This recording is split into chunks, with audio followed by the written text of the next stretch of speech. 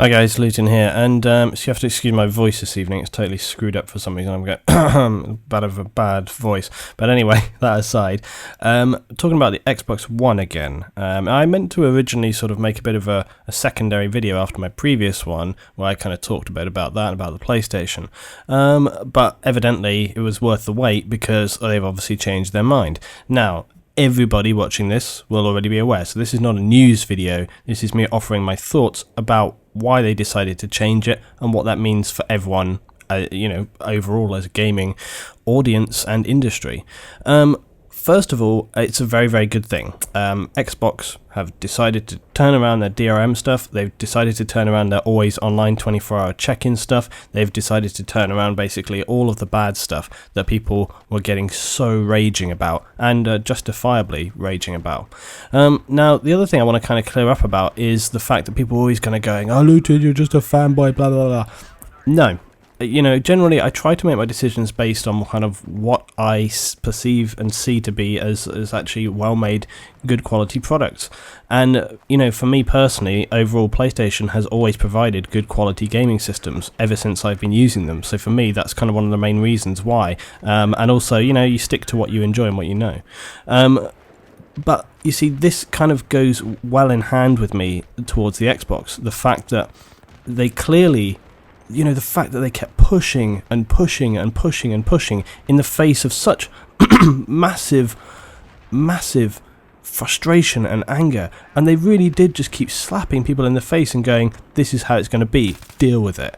And it hasn't been until literally they saw perhaps that this was just not, they realised that they couldn't just tell people how it was going to be, because people were just leaving in droves. And my audience of subscribers pretty much, if you take that as like a sample, because I know a lot of people that watch me are not just PlayStation, a lot of people that watch me are PC players, Xbox players, so I have a huge cross section, because I get people all the time saying, "Luetin, do you play on Xbox? Do you have Xbox servers?" So there's plenty of Xbox players who watch me.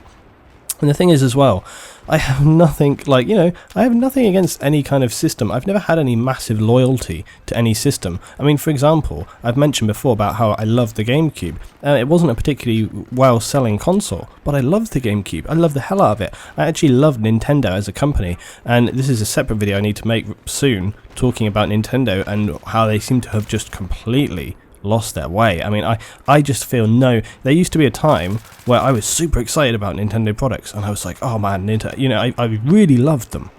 And now, couldn't give a crap. Seriously, I just have no interest or enthusiasm whatsoever. I've thought some of the kind of things that they've been doing are slightly interesting, but I'm just, for the most part, just no interest. And they kind of killed it for me, which is really sad, because, as I say, GameCube is probably one of my most favourite consoles ever. Still have it, still have the games for it, love the hell out of that system. But everything since then, I bought a Wii, but I just barely ever use it, and I think they really dropped the ball there. But getting back to the Xbox, now, you put a pin in everything that's sort of happened so far. What does this really mean for us? Excuse my voice, seriously, it's so bad tonight. I'm lucky that I can do this at all. What does it mean for us, really? Well, if you put aside, like I say, the kind of raging sort of blah blah blah, what it means in real terms is that it's been, we have shown that by extreme levels of criticism and feedback, they will actually listen, and they have to listen if you put out enough effort, enough feedback, enough commentary. Now, there has been such an unbelievable amount of criticism and feedback towards them, and towards these specific changes in systems that they wanted to make a change with. They have had no choice but to, go back on what they've said. They've done a massive U-turn. They've conceded defeat at the hands of gamers and the sort of, industry of people at large, really. And what we were moving into was very, very dangerous territory. A lot of people were saying, well, look, if Xbox do this, if they put this stuff out there, then okay, Sony are not doing it right now, but if that's the way the industry goes, then that's the way it's going to be. And obviously a lot of developers, publishers are going to now have to look at this as well and go, well, this has been so bad, maybe we can't really put this in place. Because remember as well, Xbox, they were kind of saying with the kind of second-hand stuff about the games and the DRM, that they were saying, it's down to publishers, it's down to developers, publishers, developers, whether they actually want to push that whole kind of thing forward. Now, that to me, it was a little bit like they were kind of diffusing the situation, really. You know, they're kind of like, no, it's not completely down to us. It's not all us. Don't hate us. When in fact, really, it pretty much was them, because they didn't have to put that there. They didn't have to. It was their decision to put that in place. Just passing the buck doesn't stand, it doesn't have any weight. You know, don't patronize us. We know that it's your decision. And then all this nonsense of like, hey, if you don't have a good internet, or if you don't have any internet at all, we've got Xbox 360. Seriously? Are you taking the piss? So it's a very, very good thing that they've done this. It's a very good thing for everybody involved. It's not just a good thing for Xbox users. I actually feel very, very happy for Xbox users, because, you know, a kind of little analogy here. I always remember this advert by Honda, okay? And it always made me very happy, this advert by Honda. And it was an advert, I can't remember, a few years ago. And what they had was, they had like lots of different vehicles, and they were like, here's the bus, and the bus yells at the lorry, and the lorry yells at the car driver, and the car driver gets angry and yells at the motorbike user, you know, yells at the push bike user, the bicycle. And they basically, and then at the end they were just like, but aren't we all just trying to go somewhere? And this reminds, you know, it makes me think of this in gaming terms. It's like, PC users hate on everybody, PC and Xbox hate on each other, and it's kind of like, aren't we all just trying to have an enjoyable experience? Aren't we all just trying to have good game times? Like, when I was younger, I never really... actually, do you know, actually, that's balls. Yeah, we totally did used to... The whole Sega Nintendo. How could I say that? When Sega Nintendo was like one of the biggest things when I was younger, we were raging. It's, Nintendo sucks, Sega sucks, yeah. But what I'm saying is, overall, aren't we all just trying to have an enjoyable experience? And all this constant BS between the different systems, who cares? And also, let me tell you something else. Who doesn't own multiple systems at the end of the day? Because I think, you know, I don't own an Xbox right now, but I know a lot of people who own PlayStation and Xbox, or a PC and some console. Alright, so everybody owns multiple systems, and all this kind of bitching back and forth. You know, at the end of the day, we're gamers as a whole, not sort of individual systems. And so that's why when I make my videos, I don't make my videos for PlayStation, I don't make my videos for PC or for Xbox. I just make them as kind of general videos. And you know, I have played PC tons before in my life. I don't right now, but I have in the past. And you know, I have played on Xboxes before as well. Don't actually own one, but I have played with them before.